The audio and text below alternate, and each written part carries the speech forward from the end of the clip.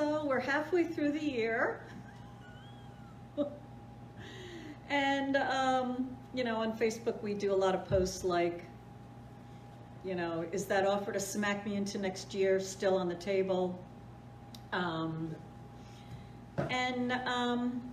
Certainly our first half of 2020 did not go the way we had planned or expected. And for those of you who are here, we lived it anyway. And here we are now. And what are we doing? So I like to assess maybe quarterly or annually or every half year or whenever my life is feels like a total disaster. I like to really assess myself and get clear. What am I doing? Why am I living?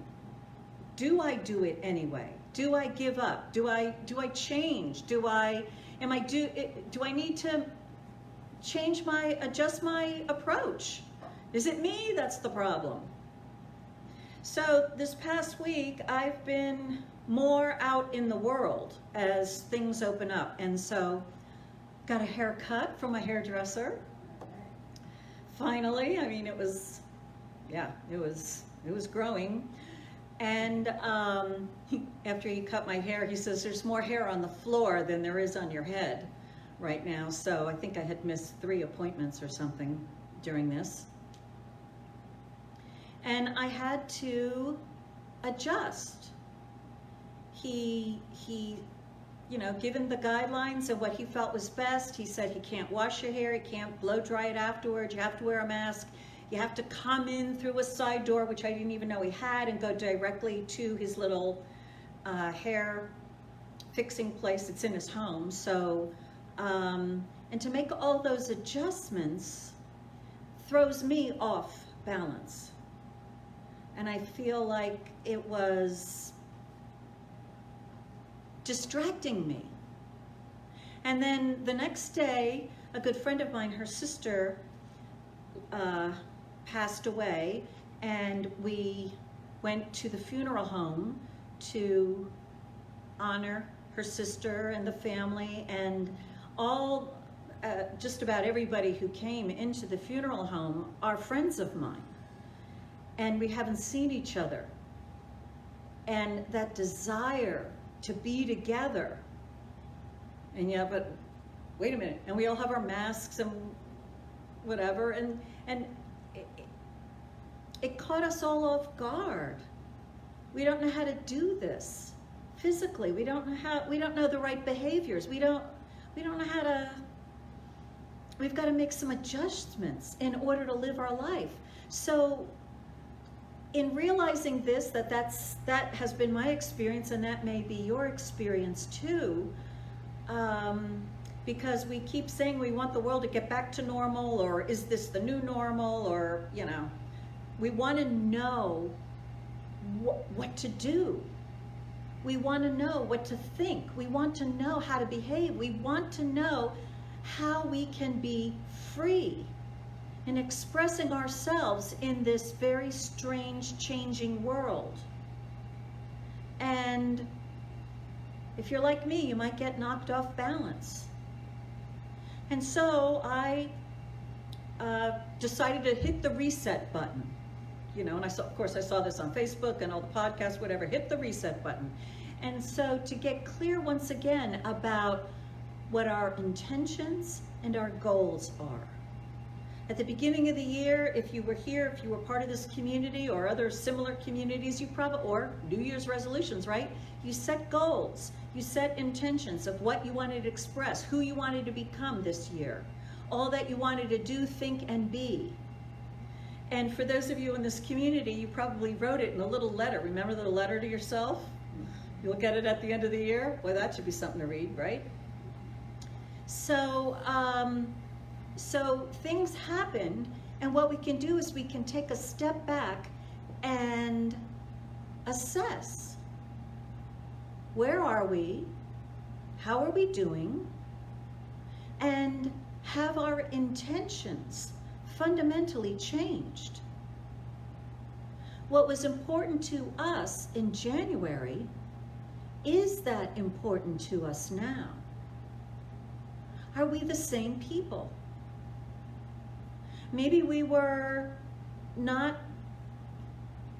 that aware of how important health is. Or maybe we thought, my health is important to me, but everybody else's health, well, they can experience whatever they want. And maybe we don't feel that way anymore. Maybe we want everybody to be healthy. And maybe we want to realize that our interactions can be adjusted to support that.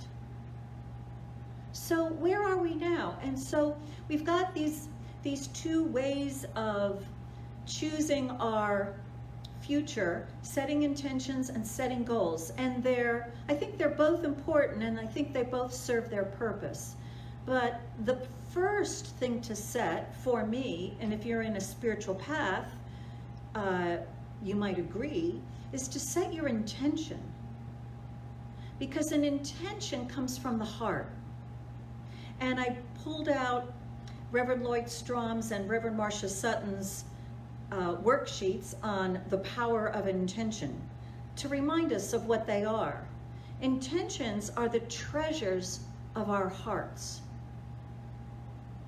The creative process of life starts in our hearts with our intentions, which are the inner motivations behind all that we do.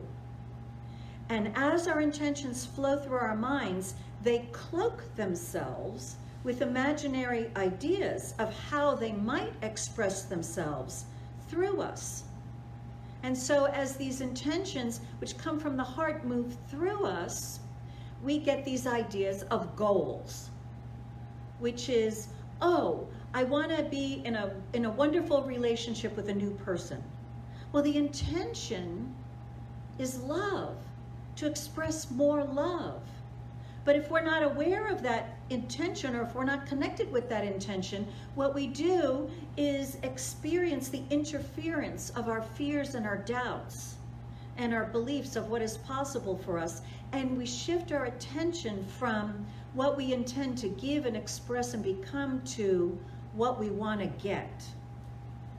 And so I want to get that right and perfect person so that I can get love, rather than realizing my intention is to experience and express and be more love.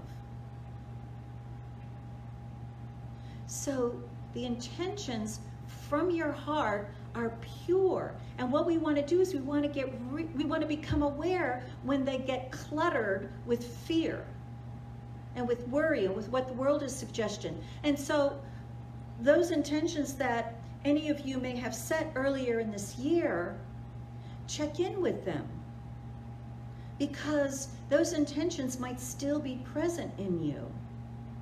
But the way that you thought it would look, the goals that you had set to realize these intentions may have gotten thrown right under the bus. I mean, they were gone. Sorry, can't go outside. How do you meet people? You know, if you're not able to go out there and meet them. So, but does that mean you don't have the freedom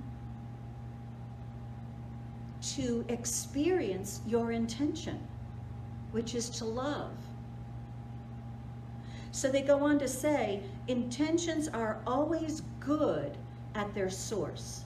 The first motivation in all of us for greater good is from the universal heart, and it is pure, wholesome, loving goodness through and through.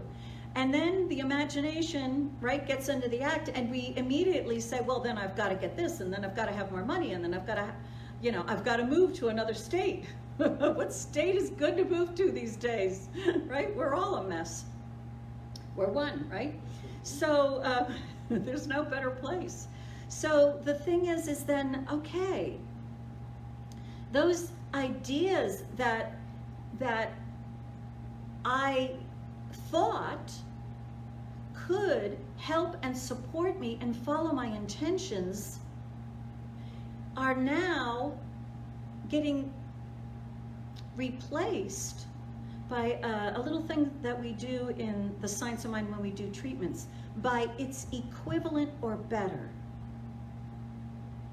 And so our goals, in setting our goals, it helps us in times of rapid change in the world of effects to say, wait, it's equivalent or better. In other words, I am going forth as the presence of love. That's one of my intentions in my life, that whenever I remind myself of it, I'm calm and I am connected and my experience of life is wonderful. And how that might take form, I have to be flexible. For a wonderful 4th of July barbecue where I have barbecue ribs, which didn't happen, to its equivalent or better. And what is that? For some of you, I know a lot of you were watching Hamilton over the weekend. That's certainly its equivalent or better, right? I know, so good. And so we want to realize that our intentions are good and that that goodness is still present in us, even though we might have gotten attached to a particular way it could get expressed. We can open up our hands and say, okay, that way, it's equivalent or better. What is that? We certainly had to do this, as all spiritual communities had to do, right? As all groups had to do. We want to get together, we want to meet, we want to talk about spiritual truth with each other. How do we do it? We can't meet physically. Well, we can do it, it's equivalent or better. And I welcome, there are people, as Reverend Rich was singing, I got to scroll through and see people who were watching virtually, and there's some of you, I've never met you, I don't think, I don't recognize the names. And one of the interesting things about Facebook Live is people can be watching, and afterwards, you don't know that they watched. It just says there were 200 people watching. You're like, who are these people? You can't find out. But if you post something, then I can see that you watched and I can say hello to you later on. So, boy, here we had a message here in this particular community which was in person and it was wonderful and we loved being together, but we can't do that. But we accepted its equivalent or better, which for me was challenging. And even last week, you all who were trying to watch virtually know it was challenging, right? Because the whole thing went crazy. So, but it is better because there's 200 people watching that could not have watched if we weren't set up this new way that we're set up. So we don't know, again, this universe that's always busy creating the greatest good of all, and it's always rearranging things in the universe so that everything can relate in a wonderful way. What we want to realize about a particular goal is that that's our best idea of where we want to go and what we want to achieve if the universe continues turning the way that it had been turning. But this universe has a fresh new idea in it, and it's turning in its way. And when we realize, wait, that way is not going to happen, we can turn to look at the new way that's coming in. My very first experience in a spiritual group read an essay. I was not the best spiritually aware person in the room, and I probably wasn't the best student to have in a room at my beginning stages of spiritual awakening, because I didn't even think I was spiritually awakening. I thought I knew it all. And so I challenged people. I wasn't the best, but we did read an essay that was about this life as a giant wheel. And there I am, or you are, at a certain point of its circumference. And the wheel is turning and bringing to us our new good as it takes away from us the old good. And yet here we are in our spot, watching what's turning, watching what's leaving, and seeing what's coming. And in the now moment is our good right now. And that essay so affected me. And I didn't really understand a whole lot about it, but there was something about it that rang true to me. And what, 40, 50 years later, I still remember that image, because I want to hang on to the good that the wheel has in front of me right now. And it starts going away, and I'm one of these kind who, like, no, come back. I'm trying to pull the wheel, the turning of the universe back so I can keep this. And while I'm so busy doing this, I don't even notice what's turning in. And that belief and lack that we human beings have is a belief that this is all the good we have and that there is no more good coming in. And so we gotta hang on to that. But when we realize our intentions are in the now moment, when we realize in the now moment, I am life, I am love, and we express who we are with whatever is coming around that wheel, we don't change. The circumference is it's floating down a river. We're still that person floating in the boat, but the scenery is changing. And so setting an intention and being aware of it is, who am I going to be no matter what scenery comes my way? He writes, intentions are about giving, not getting. Right? Not hanging on, but who am I going to be? Who am I going to express? This wonderful good is coming in. What am I going to be thinking? I'm here. I don't have to change. I can stand in my intention no matter what, and just see opportunities, a new opportunity and another opportunity to love. We've had a lot of challenges to love. Is that still your intention? Or did we get distracted, right? Out of fear. He says intentions give us right direction. An objective goal is like a destination, whereas an intention is more like the direction we must travel to reach our destination. Consequently, we are heading in the right direction the moment we begin our journey, and every step in the right direction is a good thing. So when we have an intention, I have a new intention, more earthly, right? I am learning Italian.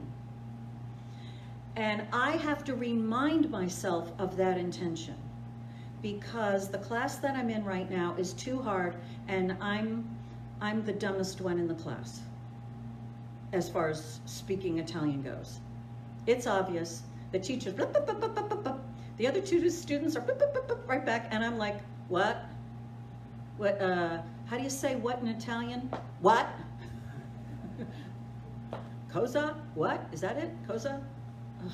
And then when the teacher asks me a personal a question that I have to answer, there's like silence in the room, and I'm like, flipping through my notes. And blah, blah, blah, blah, and mumble something out. And they all wait. And I don't like that kind of experience. I'm sure that's fine with all of you, but I don't like that. And so I'm like studying really hard, but I'm listening to Italian news, and I'm singing Italian songs, and I'm like, got the flashcards out, I'm working, morning, noon, and night. Let me think in Italian, let me talk in Italian. It doesn't seem to be helping anything. And I stay that crazy until, and the last 2 weeks before my class, I didn't want to go. I don't feel like going. I don't like that class. I don't like that teacher. I should tell I should ask for a refund. I should go to a different school. I should go to an easier class. I should blah, blah, blah, blah, or whatever. I really don't want to go. So that's Karen's personality, filled with her doubts and her fears and her ego needs and all that sort of stuff. And then I remember my intention. My intention is to become fluent in Italian. As soon as I remind myself of that intention, I go to class. It doesn't matter. It's a passing thing. I look stupid, I talk stupid. It's a passing thing. I'm going in the right direction, and this is the way it looks right now. But I am learning Italian. I hope. At some point, it's all got to be in there somewhere. But so the thing is when you remember your intention, you get guidance out of it. I remember years and years ago when I first came into the Science of Mind teaching at my spiritual community in New York City, I worked with the junior school one Sunday, and there was the shortest little kid, little boy, and the teacher, I was the assistant, the teacher was asking each one, what do you want to be? What do you want to express? What are your objectives? What are your goals? What do you want to be when you grow up? That kind of thing. And this short little kid said, I want to be the best basketball player. And I'm thinking, short, didn't look like, anybody could grow, but chances were he was gonna be height shorter than most. And then I got a different idea, which was, okay then, if that's your intention, who is your favorite basketball player right now? Who's your model? And I think he said Michael Jordan or somebody like that. And I said, okay, so when Michael Jordan was your size, how well do you think he played basketball? And the kid's eyes just lit up because he realized, well, he didn't make many shots. He was too short. But what did he do? He practiced. And so that child, who's probably been on a basketball team and off of it by now, but that child realized that setting the intention is now what he is living today. And today, if he wants to be a basketball player and that's his intention, then it begins today with practicing. So that when he is in form, he'll be good at it, better at it than if he did not practice. So I ask you now, it's July, let's say it's July 1st, we're halfway there. What are your intentions for living? What is your life about? What is important? What is important? So I invite each one of you to just take a moment and go into your heart and allow yourself to come up with 3 heartfelt intentions. That no matter what, this is what you want to be, this is what you want to express, this is what you want to give, no matter what.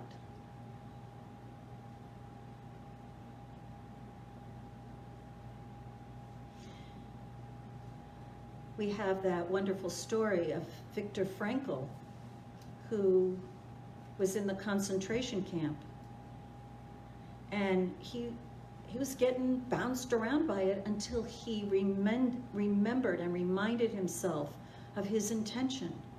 He called it his purpose for living.